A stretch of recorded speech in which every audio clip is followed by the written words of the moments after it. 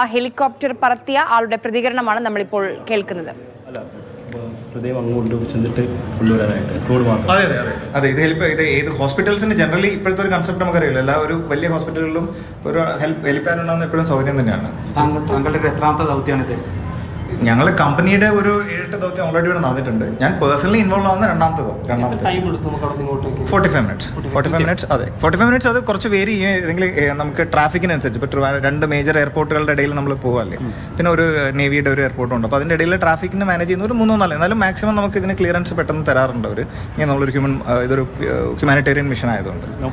Inform ചെയ്തിരുന്നില്ല?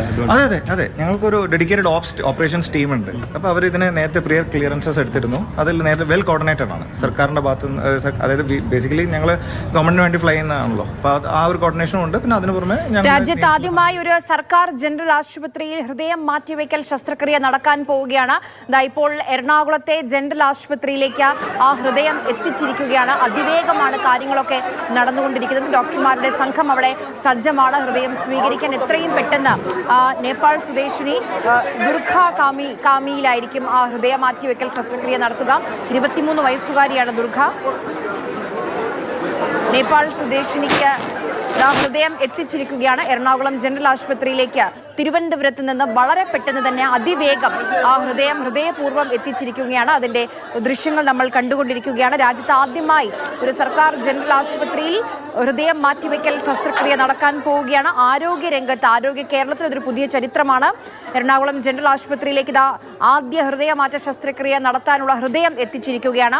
വാഹനാപകടത്തെ തുടർന്ന് മസ്തിഷ്ക മരണം സംഭവിച്ച കൊല്ലം ചിറക്കൽ സ്വദേശിയായ ഷിബുവിന്റെ ഹൃദയമാണ് ഇനി നേപ്പാൾ സ്വദേശിനിയായ ദുർഗ കാമിയിൽ തുടിക്കുക. സ്നേഹമോൾ നയനാൻ നമുക്കൊപ്പം എറണാകുളം ജനറൽ ആശുപത്രിയിൽ നിന്ന് ചേരുന്നുണ്ട്. സ്നേഹ, എല്ലാ സജ്ജീകരണങ്ങളും അവിടെ തയ്യാറല്ലേ? ശസ്ത്രക്രിയ എപ്പോൾ തുടങ്ങും?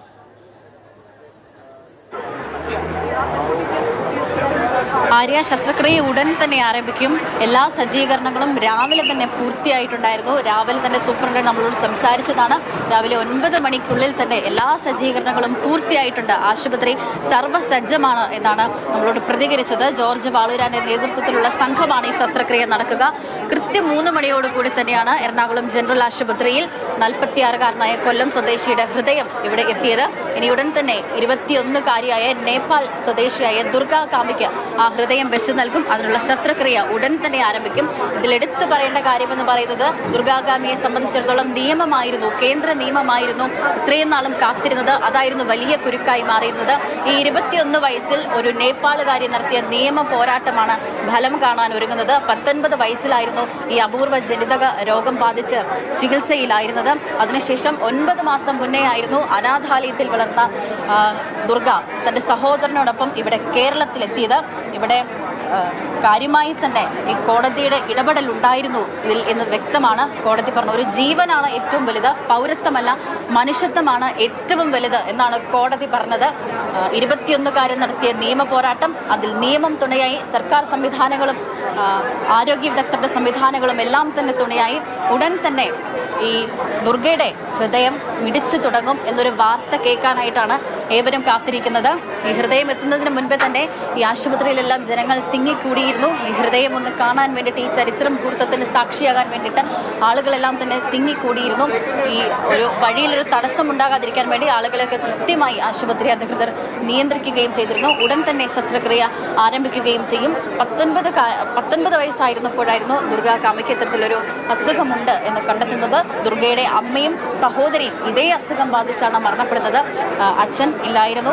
അങ്ങനെ സഹോദരനുമായൊരു അനാഥാലയത്തിലാണ് വളർന്നത്. അങ്ങനെ അനാഥാലയ ഉടമയിൽ നിന്നുമാണ് ഇത്തരത്തിൽ കേരളത്തിൽ നടത്തുന്ന ഹൃദയമാറ്റ ശസ്ത്രക്രിയ വിജയകരമാകുന്നു എന്ന് കണ്ടെത്തിയത്.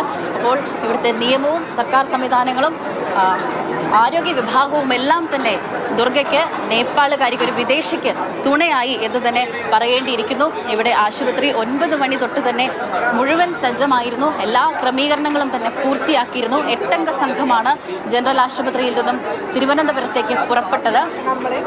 4 പേരായിരുന്നു ജനറൽ ആശുപത്രിയിലെ ഡോക്ടർമാർ ഈ എയർ ആംബുലൻസിൽ ഉണ്ടായിരുന്നത്. ഏതായാലും വളരെ വലിയൊരു ദൗത്യം.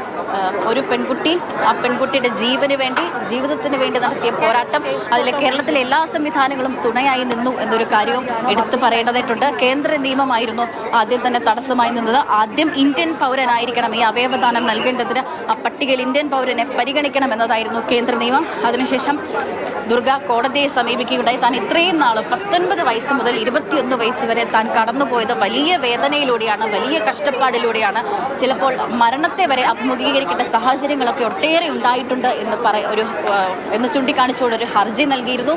അതിനുശേഷം കോടതി ആ ഹർജി പരിഗണിക്കുകയും ദുർഗയ്ക്ക് അനുകൂലമായ രീതിയിൽ ഒരു ഉത്തരവ് പുറപ്പെടുവിക്കുകയും ചെയ്തിരുന്നു. ഒരു ജീവൻ രക്ഷിക്കാൻ ഹൃദയമാറ്റ ശസ്ത്രക്രിയ നടക്കാൻ പോവുകയാണ്. തിരുവനന്തപുരം മെഡിക്കൽ കോളേജിൽ വെച്ച് മസ്തിഷ്ക മരണം സംഭവിച്ച കൊല്ലം ചിറക്കൽ സ്വദേശിയാണ് ആയ ഷിബു ആണ് ഹൃദയത്തിന്റെ ദാതാവ്.